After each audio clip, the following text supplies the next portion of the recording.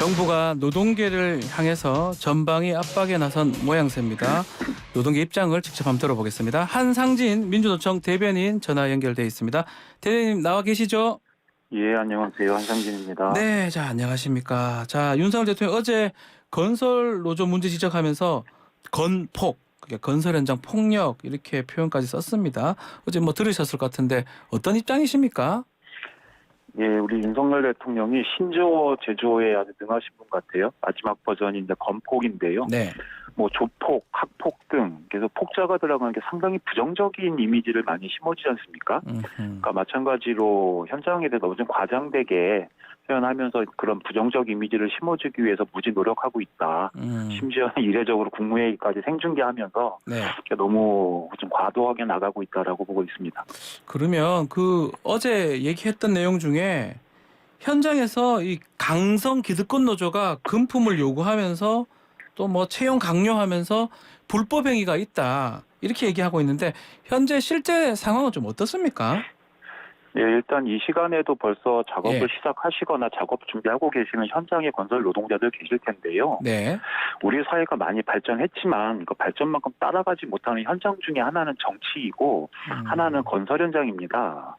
건설 현장 여전히 불법 하도고 무리한 공기 단축, 중대재해, 불안정 고용 등 이 모든 것들이 지금 현장에 그대로 남아 있고요. 이 네. 원인은 건설사한테 있어요.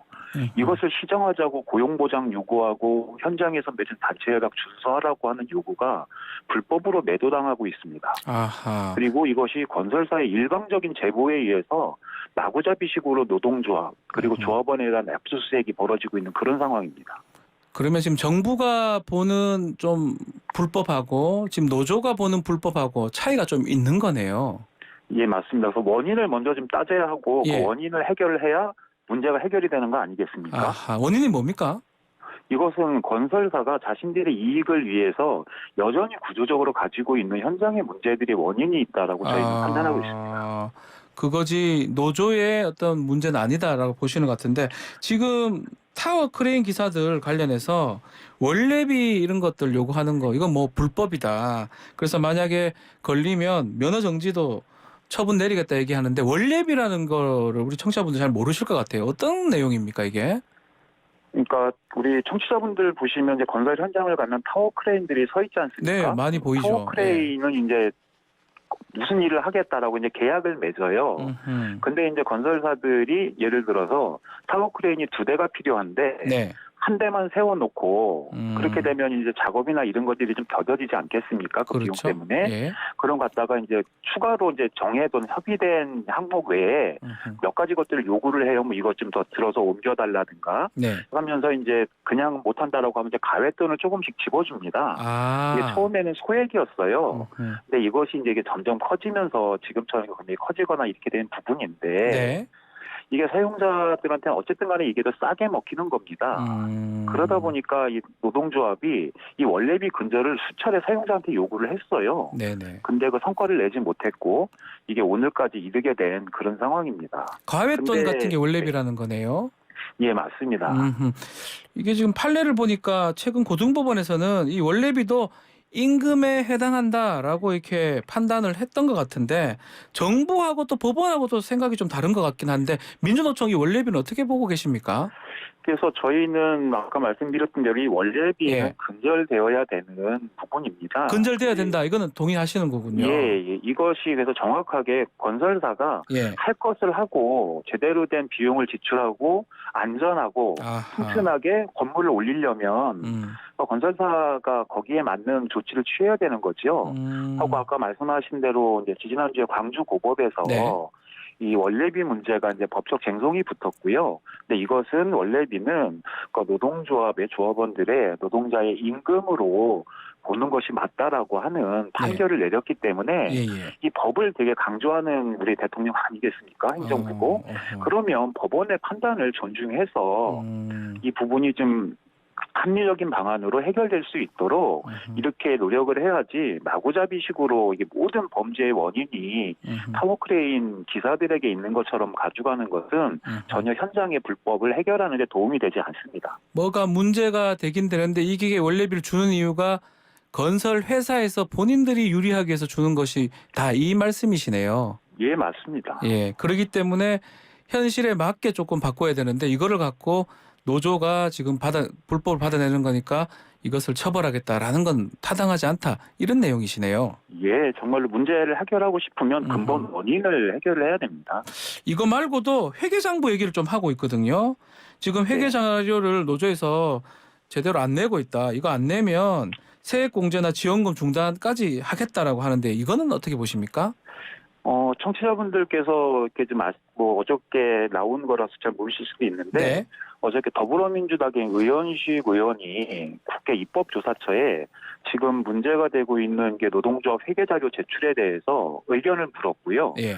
그 결론은 입법조사처의 결론은 지금 노동조합이 주장하고 있는 것이 맞다. 결국 이것은 정부가 위법하고 월권하고 있다라고 하는 저희들 주장이 옳았다라고 하는 것에 대한 반중이고요. 예. 그러다 보니까 이게 법 가지고 안 되니까 갑자기 나온 게 이제 시행령이고 아까에서 우리 진행자께서 말씀하신 세액공제, 지원금 중단 이런 거거든요. 근데 이것도 타당하지 않은 게 이제 돈줄을 잡고 흔들겠다라고 하는 건데 세액공제 받으면 그게 개인한테 돌아가지고 노동조합으로 오는 거 아니지 않습니까? 또 그렇게 따지면은 세액공제는 마찬가지인데 4억 이하에서 임대차 계약에 대해서 세액공제 해주잖아요. 네. 그럼 이거 세액공제 해준다고 니네 세액공제 받았으니까 가계부 우리한테 보여줘. 이런 격이거든요. 하고 또 하나는 노동조합의 회계는 조합원들이 낸 조합비를 가지고 운영을 합니다. 그렇죠. 다시 말해서 조합원들에게 공개하고 보고하는 것이 다이고 현행 법에서도 거기까지를 인정을 하고 있는 거예요. 네. 근데 정부의 자료 제출 요구는 그거 선을 넘어섰다. 그러면 법적 근거가 지금 없다라는 겁니까? 노조 회계장부 들여다보는 거에 대해서? 그러니까 행정부처가 노동조합의 회계장부나 이런 것들을 볼 수 있는 권한은 혹시 이렇게 부정이 있거나 횡령이나 이런 게 있으면 신고가 들어가고 하면 그 사유를 적시해서 서면으로 통보하게 되어 있습니다. 그런데 이거는 말 그대로 부정한 거 있으면 처벌 받아야지요. 저희가 그것을 하지 않겠다라고 하는 것이 아니라 그것을 넘어선 범위에 법이 정하는 범위에 요구를 하는 것이 맞지 않다라고 하는 것들이 저희들의 입장이었고 일괄적으로 지금 보는 게 문제라는 거예요. 일괄적으로 우리가 지원금 주고 있으니까 회계장부 좀 보여달라. 이게 문제라는 거네요. 근데 그 지원금 얘기는 약간 다른 것 같아요. 어떤 왜냐하면 겁니까? 회계라고 할 때는 저희가 일반 회계, 조합원들이 내는 조합비와 관련되어 있는 회계이니까 그것은 조합원들한테 공개하는 거고요. 그 지원금, 보조금은 국가나 지방자치단체의 사업을 민간이 위탁받아서 하는 거거든요. 그러니까 이것은 그 지원금이나 보조금은 노동조합의 회계 사항이 아닙니다. 근데 정부가 교묘하게 어저께 대통령께서 이거 말을 감은 거거든요. 근데 정부에서 나오는 보조금이나 지원금은 그 사업을 하기 위해서 사업을 공모를 하고 거기에 이제 노동조합이 참여를 하게 되면 사업계획서라든가 이것들을 다 제출을 해요.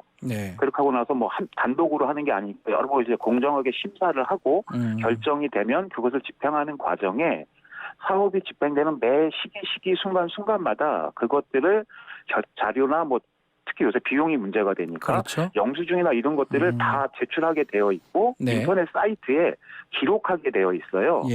그러니까 정부에서 제출하는 보조금이나 지원금도 정부나 발주한 지자체가 다 끊임없이 들여다보고 있는 상황인 거고요. 보고 있다. 하고 고용노동부에서도 그래서 노동조합, 노동단체에 나간 지원금이나 이런 것들에 대한 보고가 제대로 이루어지고 있다라고 발표를 했습니다.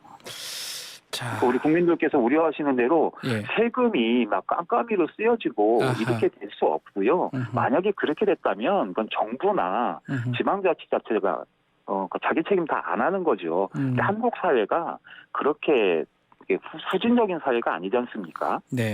자, 일단은 말씀 주셨지만 일단 시정 기간을 14일 정도 줬거든요.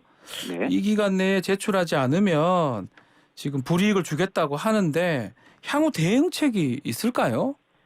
그래서 일단은 아까 말씀하신 대로 이게 위법하고 예. 월권적인 행위이기 때문에 저희가 뭐 시정 기간 이거에 대해 응할 이유가 없고요. 못한다. 계속해서 예. 정부가 이렇게 나온다라고 한다면 예. 저희는 뭐 한국노총과 함께 예. 여러 가지 법률적인 대응을 지금 고려하고 있고요. 아하. 특히나 이게 노동의 그 자주성을 심각하게 침해하는 부분이기 때문에 ILO 등의 국제기구의 제소까지도 좀 준비하고 있습니다.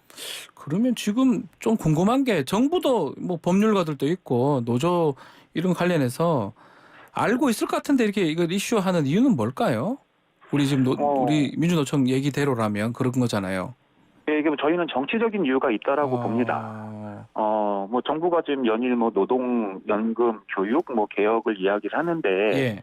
저희가 볼 땐 이거 다 계약이거든요. 계약이다 보시는 거군요. 네네. 그리고 거기에 노동 개혁 중에 핵심은 그냥 노조 때려잡는 거예요. 정부가 이렇게 개혁 추진하는 과정에 뭐 어쨌든 거기에 가장 반발하는 세력들이 있을 것이고, 네. 그게 첫 번째는 이제 노동조합, 콕 집어서 얘기하면 민주노총일 것이고요. 그 다음에는 뭐 이게 좀 정부가 얘기하는 하겠다라고 하는 모든 계약이 다 입법 사항이거든요. 네. 근데 현재 지형에서 이것이 가능하지 않아요. 그러다 보니 개혁의 사사건건 발목을 잡는 거대 야당. 그러니까 개혁을 완수하려면 이 두 세력을 없애고 개혁을 추진하는 정부 여당에게 힘을 좀 주세요. 총선 그리고 그 이후 정치 일정까지 고려해서 나오는 정치적인 공세가 가장 많은 부분을 차지하고 있을 거고요. 아하, 예. 근데 이게 새로운 게 아니라 전 정권, 그러니까 박근혜 씨가 대통령 하던 시절에 박근혜 정권에서도 똑같은 논리로 노동계와 그 당시에도 야당이 다수였는데 야당을 겁박하고 그것을 총선에 활용하려고 했었던 예가 있습니다. 다 기억들 하실 것 같아요. 네. 자, 선거랑 관계가 있을 것이다 이렇게 말씀을 주셨는데 근데 이제 한편으로는 또 우리 국민들이 좀 뭐 다는 아니지만 귀족 노조 아니냐 이런 인식은 좀 있는 것 같습니다. 그 부분을 또 국민들이 공감을 하니까 또 이렇게 하는 것 같기도 하고 그 부분은 어떻게 말씀하실 수 있을까요? 예, 뭐 저희 어쨌든 뭐 민주노총만 놓고 보면 네. 뭐 비정규직 노동자들의 비중이 지금 3분의 1 이상 넘어가고 있지만 아직도 국민들 보실 때는 뭐 대기업 내지는 그렇죠. 뭐 공공부문의 정규직들 위주로 보시는데 그 부분은 어떻게 보면 한국 사회의 낮은 노조 조직률하고도 좀 연결돼 있을 수 있을 것 같아요. 노조 조직률이 너무 낮기 예. 때문에 그렇다는 거죠. 예. 왜냐하면 뭐 어쨌든 뭐 전체적인 임금으로 보면 좀 높은 수준에 있는 노동자들도 있거든요. 예. 근데 이게 만약에 노조 조직률이 지금 14%가 아니라 20%, 30% 넘어가게 되면 네. 한국 사회 평균 임금하고 아마 수렴이 될 겁니다. 네. 그렇게 되면은 귀족 노조라고 하는 프레임은 자연스럽게 없어질 것 같고요. 아하. 또 하나는 민주노총의 모든 요구들이 저희는 조직 내에 있는 조합원들의 요구를 가지고 정부와 사용자 단체에게 요구하고 사업하고 투쟁하지 않습니다. 모든 노동자들하고 전체 시민들에게 영향을 미치는 뭐 최저임금 뭐 이런 부분들인 거죠. 예. 뭐 비정규직 문제라든가 이게 전체를 위한 노동조합의 사회적 기능 이 부분을 갖다가 제어하기 위해서는 딱 알맞는 프레임을 씌워야 되는데 그것이 귀족 노조.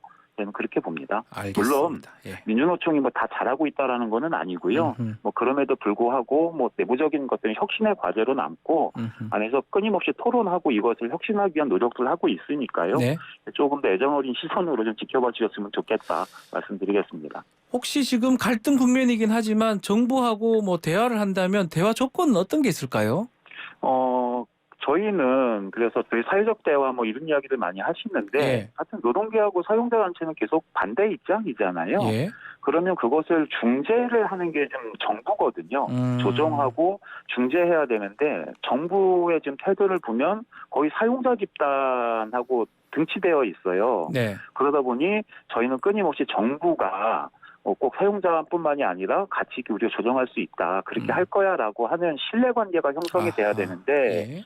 그 노력들을 그래서 끊임없이 좀 만나서 얘기해보자, 공개 토론해보자, 노정 협의해보자라고 하는데 현재 지금 윤석열 정부 하에서는 지금 정부가 보여주는 태도로는 상당히 오랜 기간 이게 조금 갈등 국면이 지속되지 않을까 보고 있고요. 네. 그래서 정부가 좀 전향적으로 노동자, 약자들의 좀 목소리도 귀담아 들을 수 있는 좀 열린 자세를 취해줬으면 좋겠다 이런 주문 드리고 싶습니다. 혹시 또 뭐 밖으로 나가고 이런 것도 좀 있을 수 있습니까? 봄 되면? 뭐 그래서 지금 노동자들뿐만이 아니라 대한민국 모든 서민들이 지금 다들 어려워요. 그래서 정부의 대책들을 그렇게 촉구하는데 뭐 구체적으로는 임금, 일자리, 공공성이 다 문제가 되거든요. 네. 그래서 저희는 이 문제들에 대한 해결을 촉구하기 위해서 자체 투쟁 계획도 많이 알려져 있는데요. 일단 7월 달에 총파업을 예고하고 있고요. 네. 5월 달에는 이제 윤석열 정부 출범 1주년이지 않습니까? 네. 그래서 1주년에 대한 좀 제대로 된 평가를 좀 우리 시민분들하고 같이 해보고 저희들의 말씀드렸던 7월 달 파업 가는 의제, 임금, 일자리, 공공성 강화 부분에 대해서 지금 1주년을 맞아서도 5월 달에 큰 투쟁을 좀 준비하고 있습니다. 자, 시간이 얼마 좀 안 남았는데 노란봉투법 지금 그래도 상임위는 통과했습니다. 어떻게 네. 되기를 바라십니까? 이게 좀 애초에 요구했었던 것보다는 많이 좀 후퇴되고 미흡하긴 하지만 네. 어쨌든 뭐 그래도 의미 있는 진전이 좀 있었고요. 근데 다시 이것이 뭐 법사위라든가 본회의, 뭐 예. 심지어 대통령 거부권 얘기까지 나오고 있는데 마찬가지로 대한민국에서 노동조합 하지 않는 86%는 노동조합을 안 하는 게 아니라 못하는 거거든요. 예. 그래서 노동자들이 자신들의 권리를 행사하기 위해서 네. 가장 유력한 수단이 노동조합이기 때문에 알겠습니다. 이거 할 수 있도록 전향적으로 좀 임해달라 요구하고 싶습니다. 알겠습니다. 자, 오늘 말씀 여기까지 듣겠습니다. 한상진 민주노총 대변인 감사합니다.